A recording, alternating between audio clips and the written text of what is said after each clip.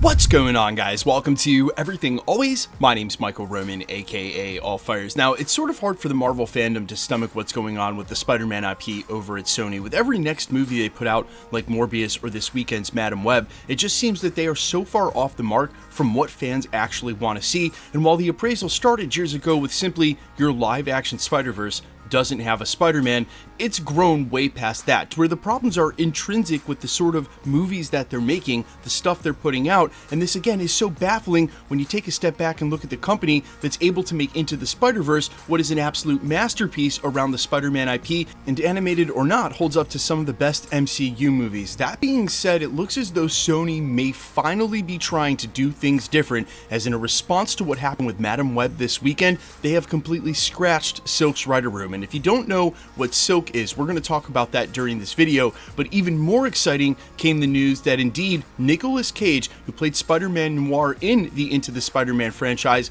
is now in talks to join the live-action TV show that's headed to Prime Video. We're going to talk about where all these reports broke and what it means for the future of Sony and their live-action Spider-Man franchises, hopefully looking to avoid whatever the heck just happened with Madam Web ever again. We're breaking it all down, but first, if you could grab the subscribe button. We do daily Marvel content at the channel, and that's all we do. Everything from official Easter egg breakdowns, trailers, and reviews, to the occasional industry insider report and everything in between. So if that sort of thing's for you, hit the subscribe button, leave a comment down below. That will automatically enter you to win our ongoing PS5 giveaway. The next one is right around the corner next month to coincide with X-Men 97. Again, all you gotta do, be a sub, leave a comment if you want, stick around to the end of the video. We get into all the giveaway stuff again there. Okay, let's actually back up a little bit, because I'm sure some of you watching this video didn't even know that these projects existed, and I wouldn't blame you. Over a year ago, Sony actually greenlit two series, not animated, live action, to be developed for the Amazon Prime streaming platform. The first of which was Silk Spider Society, the other one was Spider-Man Noir. Now, breaking late yesterday, and from the editorial of The Ankler, comes this headline: Silk Spider Society writer's room scrapped by Amazon, and, quote, I'm told Nicolas Cage is circling Spider-Man Noir as that project gained steam. WGA threatened a lawsuit after streamer kept writers' rooms on ice post-strike. They continue by saying Silk Spider Society has let go of its entire writer's room, minus its showrunner and one of the co-executive producers, as the show gets a developmental overhaul, a source close to the show tells Ankler. Deadline had previously reported that the Silk writers' room was set to reconvene in mid to late January. The series was the first of several live-action Marvel-Sony co-productions to get the green light from Amazon. Also in the works is Spider-Man Noir, where I'm told Nicolas Cage is in serious talks to take on the lead role on the series, which will be set in 1930s New York City, and Sony declined to comment. Of course, Nicolas Cage voiced the Spider-Man Noir character in the animated Into the Spider-Verse.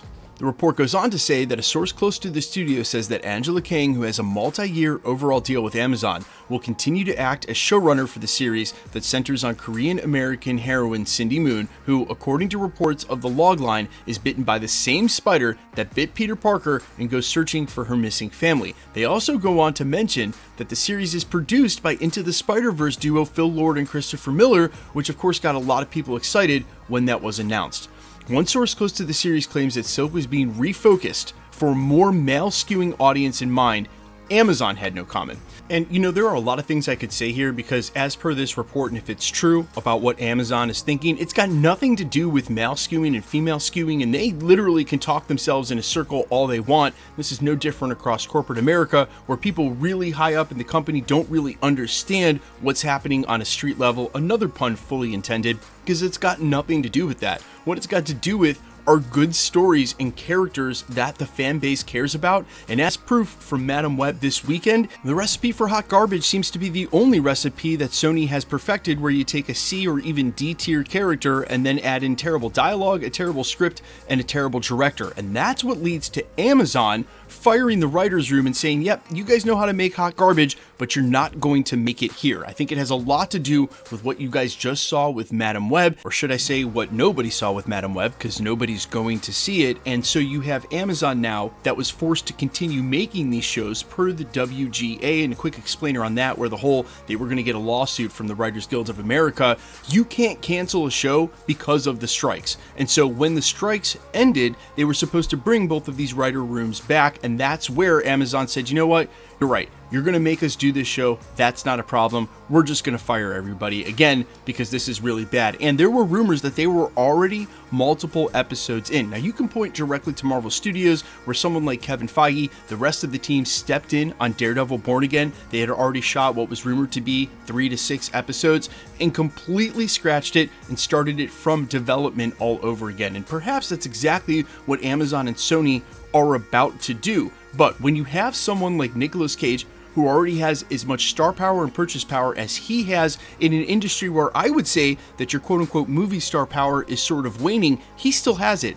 And you have a property like Spider-Man Noir, which, if they stay true to the comics, would prove to be one of the more adult Spider-Mans we've ever seen. Definitely in the case of violence. Well, I think that's a recipe for an A+ show, and that's why I can see Amazon taking a step back and being like, what are we even doing here? Get Nicolas Cage, do Spider-Man Noir, let's put that out first. And that's where you can quote-unquote see in the article they're talking about a male-skewing audience, but I disagree because I'm in a house full of females, both my girlfriend and my daughter, and they like good Marvel movies and have seen them and want to see them, and they don't like bad ones, and it's got nothing to do with whether there's a female or a male in the lead. Hey, but listen, Sony's gonna Sony, and they're gonna put out Spider-Man movies with no Spider-Man. And I wonder if that's not the ultimate sentiment over there as my final thought. Guys, how many movies, Madam Web, Silk, Kraven, Venom, how many movies are you going to put out set in a Spider-Man universe where you don't have a Spider-Man? And although Spider-Man Noir is not Peter Parker and set really in a decade so long ago, it has a hard time having an impact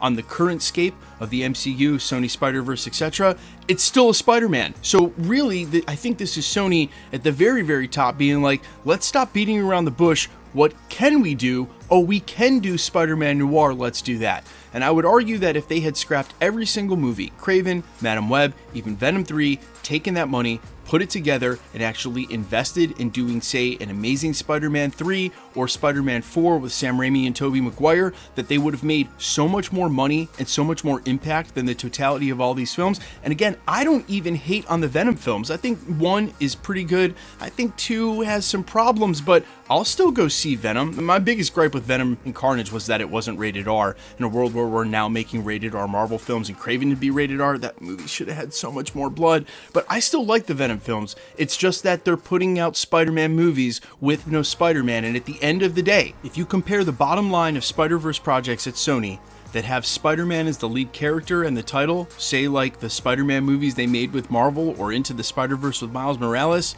the numbers just speak for themselves. But you guys let me know all your thoughts down below. Are you as hype as me about Nicolas Cage doing a live-action Spider-Man Noir on Amazon Prime? Because that would just be a dream come true. And honestly, it would really be hard for them to F that show up. But I am all ears as always. Quickly, let's get into the giveaway stuff before I let you go. All right, we are still giving away PlayStation 5s here at the channel. The next one is the release of X-Men 97 at the end of March on March 20th. If you want to be entered to win, super simple. All you got to do, hit the sub button, then leave a comment down below. Because it's truly random, the more videos you comment on, the better chance you have of winning. All winners will be announced at the end of videos, the same way we're doing here. The best way to keep up with the content has always been to hit the notification bell with all notifications turned on. And as always, if you like today's video, I'd appreciate it if you'd hit the like button. My name's Michael Roman. You can find me in a couple of places, Instagram and Twitter at @IamFires. You can also find me on Spotify, YouTube, Amazon, Apple, iTunes, under the name AllFires. And while I sincerely appreciate you checking my music out, thanks for checking this channel out. Stick around. We'll be posting again real soon.